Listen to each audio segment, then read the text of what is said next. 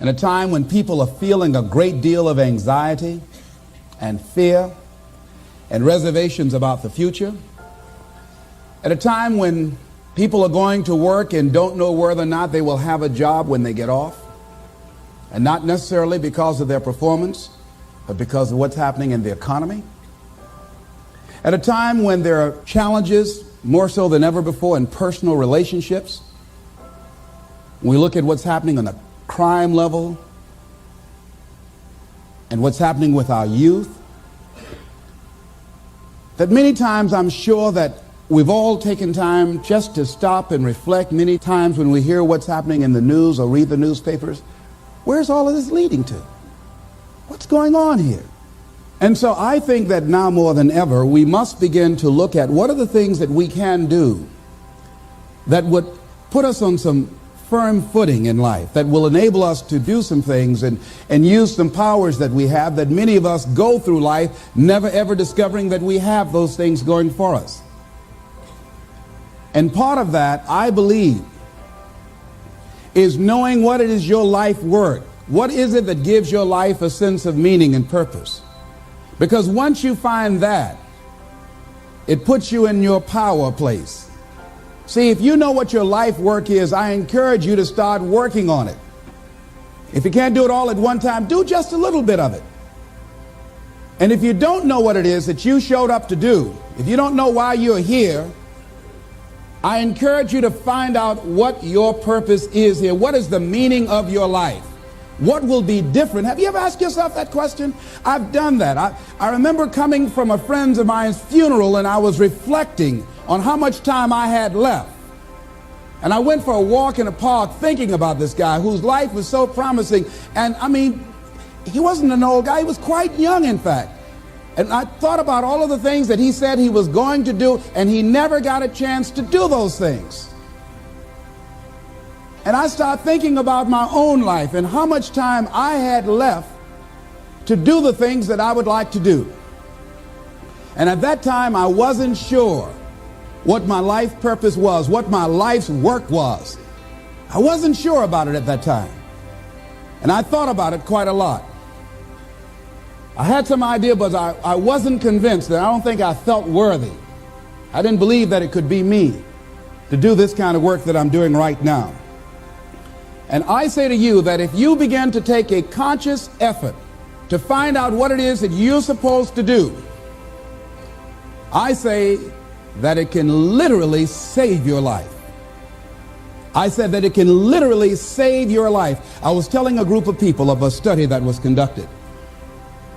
Dr. Larry Darcy, who wrote a book called Recovering the Soul, he said, human beings are the only living species that has achieved the dubious distinction of dying or having a stroke or a heart attack on a certain day.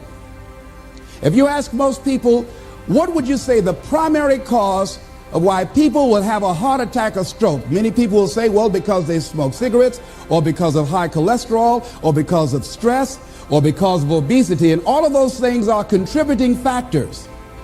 But ladies and gentlemen, more heart attacks take place in this country on Monday morning between 8 and 9 a.m. That's when the majority of people who have their first heart attacks have them. 85% of the American public, according to recent studies, are going to jobs that they hate, working on jobs that do not challenge them. They get sick thinking about going. Migraine headaches after the Sunday afternoon football game or 60 minutes, the anxiety began to build. And come Monday morning, they drop dead of a broken heart. Some of you ought to think about not going to work on Monday.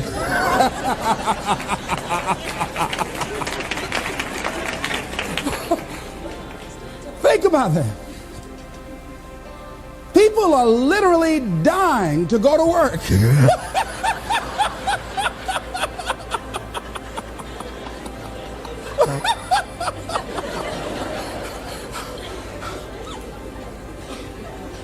Because, see, when you go to a job and you already know how far you can go, you can already see that proverbial glass ceiling.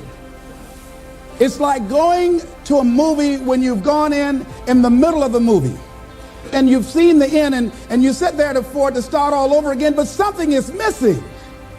You know what the outcome is going to be. You can't get excited about going through that movie all over again. Am I correct? See, when you're going someplace and you already know how much you're going to make, you already know how far you can go, you're in a dead-end position. It erodes your self-esteem. It lowers your sense of yourself. It creates an inner turmoil. It creates an emptiness in you. So I say that your life is worth finding what it is that you're supposed to do. And I'm not saying quit your job. I'm saying find it and do just a little bit of it. When I wanted to become involved in speaking, I started just learning quotes, listening to other people's tapes, going to seminars, going to workshops, asking other people to help me. Just start working at it just a little bit, but do find out what your work is and hold on to it and don't let your dream go. Don't let it go. See, and here's something else I want you to begin to look at. Why is it that most people don't pursue their dreams or don't do better than what they're doing if they're capable of doing it? I think that many of us don't go the next step because we don't know what to do yet. And I say that the reason that we don't even explore the possibility of what to do is because subconsciously we don't believe that it can happen for us and we don't believe that we deserve it. So here's what I'm suggesting. How much time do you spend working on you? How much time do you spend every day working on your dream? In the last 90 days, how many books have you read? In the last year, what new skill or knowledge have you acquired? What kind of investment have you made in you? So I'm saying that as you begin to look at where you want to go, if you want to make it today, and things are changing so fast you have to literally run to stand still, I'm saying that you've got to make some conscious effort to begin to work to develop you. Here's something else. Most people are not living their dreams because of fear, ladies and gentlemen. I was in Columbus, Ohio yesterday speaking for a particular Ohio department. A young lady named Karen who greeted me, who organized the event. Very talented, very skillful. And she was talking about she wanted to become involved in the consulting business. I said, why aren't you doing it? I said, you have the abilities. I said, you're not here because they like you. You're here because you're doing the job. You're making things happen. And she came up with all kinds of ideas, but finally she said, I guess I can't see myself doing it. I guess I'm afraid. Fear, limited vision, and lack of self-esteem is what keep most people doing things they don't want to do. I flew from Columbus, Ohio to Denver, Colorado to a major communications company. And the person that picked me up at the airport told me about the fact that the company was planning on having a major downsizing. And they offered some of the employees there an early retirement, and some of them will earn as much as $300,000. And they said, this is the last time that you can take this offer. If you don't do it, when we have the downsizing, you might be among those who will lose their jobs, and all you will get is your severance pay. And only 50% of the people who were eligible to take the $300,000 took it. The others were afraid to take a chance on themselves. The others couldn't see themselves beyond that company. They couldn't see life after that company. The same reason that people stay in relationships where they're abused or they're unhappy or it's unfulfilling. They can't see themselves beyond that relationship. They can't see themselves enjoying life without that person. They think that this is all that they can do. The same reason that people get stuck at a certain level in life. They can't see things being better for them. And they think that this is it and this is all they deserve. This is all they've ever seen. It's been passed on to them. And they think that this is it for them. Oh, no. I was looking what Dr. Blanton, Smiley Blanton, who is a colleague of Dr. Norman Vincent Peale, what he said about fear. He said, fear is the most subtle and destructive of all human diseases. Ladies and gentlemen, fear kills dreams. Fear kills hope. Fear put people in the hospital. Fear can age you. Fear, ladies and gentlemen, can hold you back from doing something that you know within yourself that you're capable of doing, but it will paralyze you. And it seemed like you're in a hypnotic spell. And I ask you a question, what is the benefit? What's the benefit of allowing fear to hold you back? What's the benefit of giving up on yourself, of not stepping out on life and taking life on? What is the benefit for you? What's the plus in that? It's one of the things I had to ask myself. So I didn't want to make any mistakes. I wanted everybody to like me. I wanted to be perfect the first time I did something. It's not going to happen. You're going to make some mistakes. You're going to hurt some folks' feelings. You're going to create some enemies whenever you decide that you want to begin to take life on. You've got to ask yourself, how long am I going to allow this to hold me back? I like what Zig Ziglar says. He said, fear is false evidence appearing real. That is an illusion that we create in our mind. It is a state of mind that can be changed.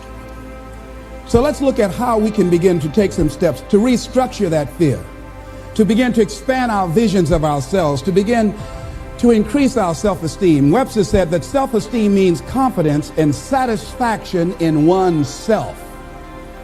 Look at your life right now. Whatever you've done up to this point in time, your life is working. Whatever you have produced, it came out of you as a result of the kind of person that you have become. It's a result of your choices. It's a result of your consciousness. Now you have to ask yourself, are you satisfied with what you have produced? Is this what you want? Would you like for things to be better than this? Do you believe that you deserve better than this? Or are you content? This is it. You don't have to do anything else. That you already resign yourself in life and say, well, I'm happy. I'm not starving like the people in Calcutta. Are you allowing yourself to get off the hook like that? Or do you believe somewhere in the back of your mind or in your heart that there's some other great work for you to do? There's something else that life has for you. And that's why you're here. How do we handle this fear factor? How do we increase our self-esteem? You have to begin to fortify yourself. How do we do that? I believe that you have to begin to consciously monitor your inner conversation and start talking to yourself. Start building yourself up. Sometimes the only good things you will hear about you are the things that you say to you.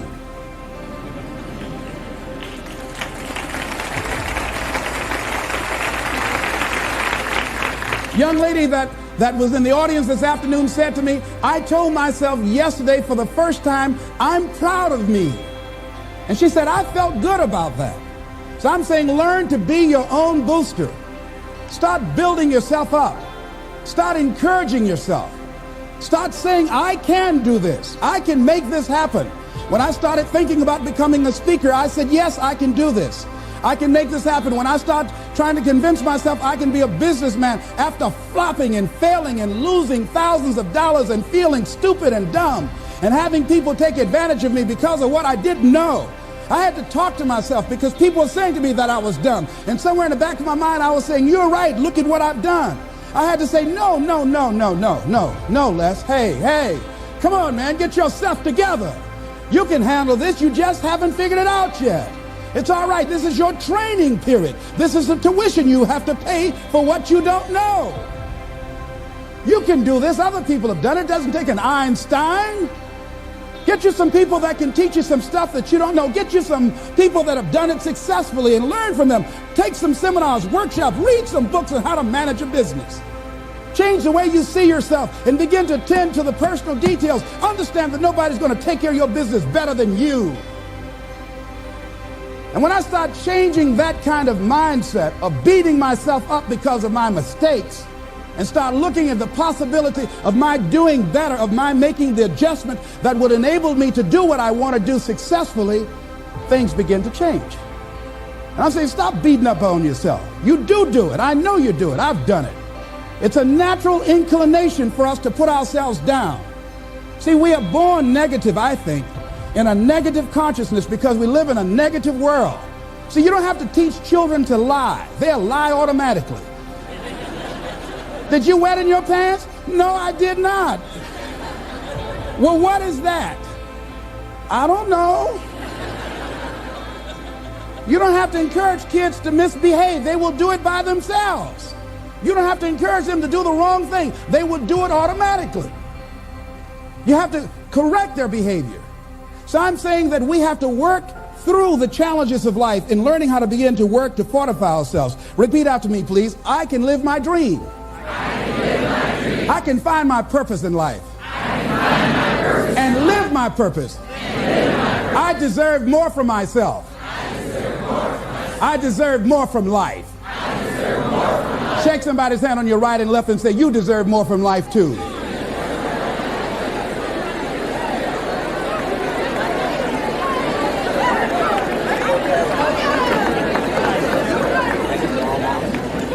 Here's some other things, ladies and gentlemen. Begin to guard your mind against negative programming, like turn off the television. Don't watch the news. Don't watch it. I think that more people have a sense of hopelessness and anxiety about life. If you look at the news, you cannot feel good looking at the news. You'll be scared to death. You're scared to go to sleep. I mean, it turns your power down. You've got to be conscious of that. Don't pick up the newspaper and read it. No. Just try this. Just experiment with yourself. Now, if your job depends upon you knowing certain things, let somebody tell you just about those things. But start filtering the stuff you allow to come in your mind. You know that song you used to have? Say, don't let nobody bring you no bad news. I tell my staff, look here, don't tell me any bad news while I'm on the road. Let me handle it tomorrow. I don't like anybody to tell me any bad news at night before I go to sleep. I can't do anything about it anyhow. Why let me go to sleep with that on my consciousness? No, and my staff, they know that. Say, let it wait till tomorrow. And I have a period of time. Tell me bad news between 10 o'clock and 12 noon. After I prayed and meditated and read my books, I'm fortified, I'm ready to handle it. I deal with it, and then I'm out of there, and I'm going on to something else. So you've got to guard the kinds of things that you put in your mind. See, if you don't program your mind will be programmed, because human beings are goal-oriented. That's why we die of broken hearts early. That's why we're running through life to early graves. We're going through life, ladies and gentlemen, and I think that Henry David Thoreau said that most men live in quiet desperation. Most of us go through life running scared. Larry DeAngie, who I think is going to be one of the greatest motivational speakers around today, told me a story, a true story of a friend of his, that every day when he came home from school, when he would get to a certain block in his neighborhood, there was a neighborhood dog that would chase him. And that dog would start after him barking. Boy, he would run, just running from that dog every day. Finally, he just got tired of that dog chasing him every day. He said, this dog come around here today, I'm going to take a brick or something and bust him in the head. So he was walking home that day, minding his own business. Sure enough, same area, there was that dog there. And the dog started barking, he started running, he saw a brick, and he stopped and picked up the brick and turned around, and the dog got close to him. He realized the dog didn't have any teeth.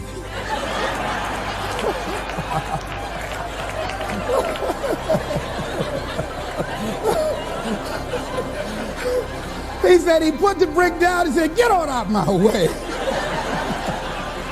And ladies and gentlemen, all our lives, many of us go through life running from things that ain't got no teeth to do us any harm.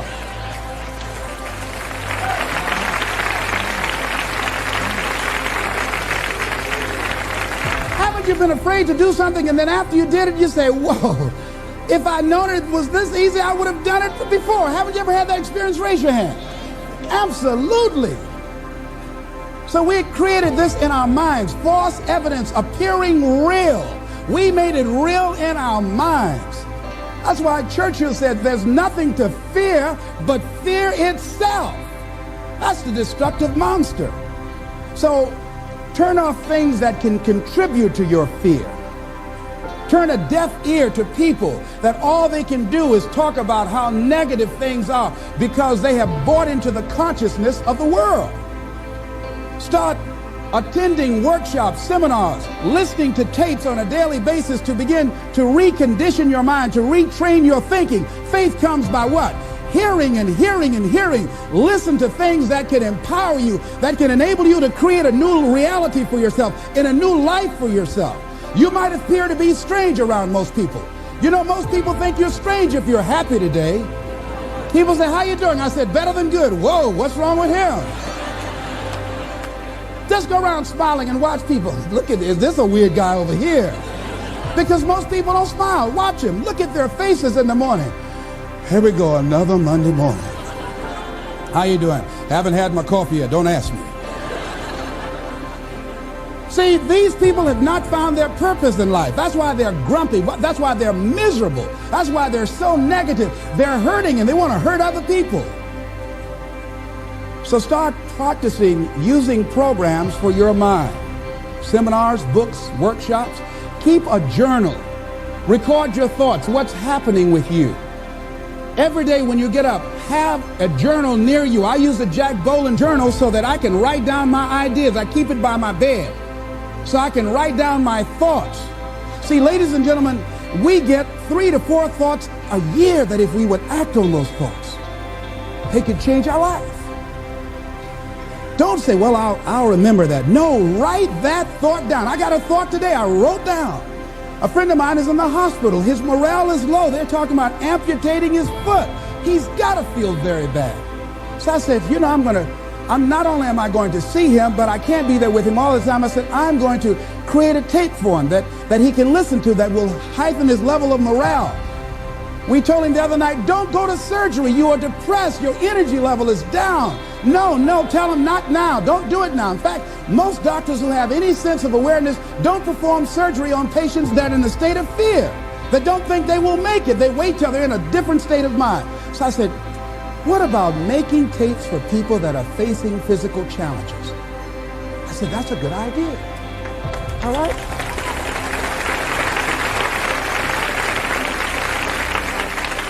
See, there are ideas that can come to you out of things that appear to be negative. I have a friend out of Chicago, just met him. He was 23 years old.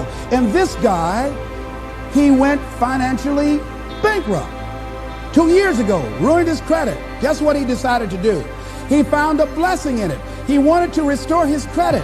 It was very challenging, very difficult. And he realized that a lot of other people during these particular times have ruined their credit. So now he started a credit repair business. Last year, he earned over $100,000 helping people to restore their credit. I met a young lady who attends this church, that she was at her father's funeral and she was putting flowers on her father's grave, and she looked around and saw the other grave sites. They did not look well groomed and they were not attended to on a regular basis. She started a grave site maintenance business.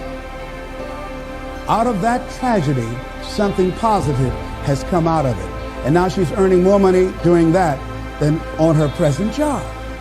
What idea are you setting on? Write your ideas down. And then, once you get that idea, take the leap. Hello? Take the leap. See, a lot of people get the ideas and just walk around with them. Have you ever had an idea and all of a sudden you looked around and somebody had that idea and gone with it? Think you're going to be going with my hospital idea. Forget that, buddy. We will be out there together, Jack. Take the leap. See, it's out here in the universe. If you don't take the plunge, I guarantee you, somebody else will. Take the plunge. Go into action. And ladies and gentlemen, you will be surprised at how things will come together. You'll be surprised. Now, you're going to have some difficult challenges. I can tell you that now. Be aware of that. Things are not going to work out exactly right. For a time they will, sometimes. And that's when life is just playing a game with you. I want you to feel good and relax. And then after a while, say, okay, the honeymoon's over now. And then life will come over there and slap you side the head. Say, what you doing out here? Well, this is my dream life. Is that right? Come over here a minute. Oh, you went to the seminar, huh? Come here. I can tell you that. But ladies and gentlemen, go into action with your dream. And don't avoid where the fights are. Get in the midst of the fight. And get some hickeys on your head. Get knocked down so you can learn how to fight, so you can hold your position. See, most people don't get out in the arena of life because they don't want to fight. Most people don't get out there because they don't want to get knocked down. They don't want to be dropped to their knees. But see, you're going to be dropped whether you're on the field or whether or not you're sitting on the sidelines. You're going to be dropped. So at least get dropped for something. Don't get knocked down while you're sitting down. See, that's how most people are spectators in life. You don't want to be a spectator. You want to get out in the field where the action is, and you will be amazed. After the struggle, there will be a calm period, and things will begin to click for you. Come out here with what you got. You don't have enough money? Don't worry about it. You got the dream. You got the idea. You don't have enough resources? Don't worry about it. You need some help? Don't worry about it. You get out here in the arena, someone will look at you and become inspired and say, hey, can I help you? But if you're sitting up on the bleachers, nobody's going to ask you anything.